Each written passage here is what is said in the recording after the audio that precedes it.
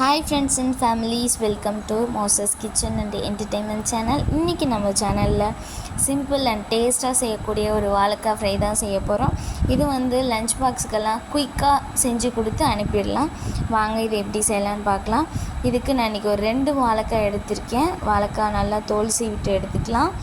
தோல் சீவிட்டு நம்மளுக்கு எந்த ஷேப்பில் வேணுமோ நம்ம அந்த மாதிரி கட் பண்ணிக்கலாம். ரவுண்டாகவும் கட் பண்ணிக்கலாம். இப்போ நான் கட் பண்ணியிருக்க மாதிரியும் கட் பண்ணிக்கலாம். இப்போ இது கூட தேவையான மசாலாலாம் சேர்த்துடலாம். 1 ஸ்பூன் மிளகாய்த்தூள். எங்கள் மிளகாய்த்தூள் காரம் கம்மியாக தாங்க இருக்கும். நீங்கள் உங்களுக்கு ஏற்ற மாதிரி காரத்துக்கு தகுந்த மாதிரி போட்டுக்கோங்க. 1 ஸ்பூன் மல்லித்தூள், கொஞ்சமாக உப்பு, இது கூட ஒரு 1/4 ஸ்பூன் மிளகுத்தூள் சேர்த்துக்கோங்க. கொஞ்சமாக மஞ்சத்தூள் சேர்த்துட்டு நல்லா கையை வச்சு நல்லா கிளறி கொடுத்துக்கலாம். மசாலா எல்லாம் இந்த காயோட நல்லா மிக்ஸ் ஆகி வர மாதிரி நல்லா மிக்ஸ் பண்ணிக்கலாம். இப்போ நல்லா மிக்ஸ் பண்ணி வச்சிட்டேன். இதை அப்படியே நான் எடுத்து உடனே ஃப்ரை பண்ண போகிறேன். இதை ஒரு 10 மினிட்ஸ் இல்லைனா 5 மினிட்ஸ் ஊற வச்சுட்டும் நம்ம செய்யலாம்.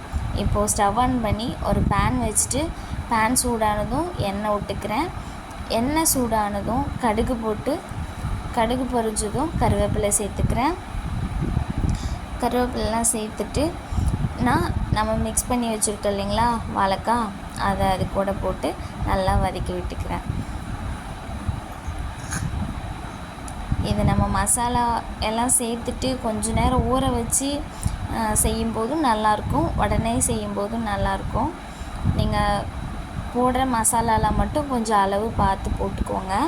நல்லா கிளறி விட்டுட்டு ஒரு 3 மினிட்ஸ் நம்ம ஒரு தட்டு போட்டு மூடி வேக வச்சு எடுத்துக்கலாம். இப்போ அவ்வளோதாங்க, நல்லா வெந்துருச்சு. பார்த்திங்கன்னா தெரியும். நான் வேணால் பாருங்கள், ஒரு காய் கூட வெட்டி காட்டுறேன். இது நல்லா குக் ஆகிடுச்சு. வாழைக்காய் சீக்கிரமாகவே குக் ஆகிடும். பாருங்கள், வெந்துருச்சு பார்த்திங்களா? அவ்வளோதாங்க, நம்ம வாழைக்காய் ஃப்ரை ரெடி ஆகிடுச்சு. இதை நம்ம ஒரு பவுலுக்கு ட்ரான்ஸ்ஃபர் பண்ணிவிட்டு பார்க்கலாம். இதுக்கு மேலே லைட்டாக கருவேப்பிலை தூவி விட்டுலாம். அவ்வளோதாங்க, நம்ம வாழைக்காய் ஃப்ரை ரெடி ஆகிடுச்சு. இதை ரச சாதம், தயிர் சாதம், முக்கியமாக சாம்பார் சாதத்தோடு வச்சு சாப்பிட்டு நல்லாயிருக்கும். மறக்காமல் ஒரு டைம் ட்ரை பண்ணி பாருங்கள். இந்த வீடியோ உங்களுக்கு பிடிச்சிருந்ததுன்னா லைக் பண்ணுங்கள், ஷேர் பண்ணுங்கள். மறக்காமல் நம்ம மோசஸ் கிச்சன் அண்ட் என்டர்டெயின்மெண்ட் சேனலை சப்ஸ்கிரைப் பண்ணுங்கள். தேங்க்யூ.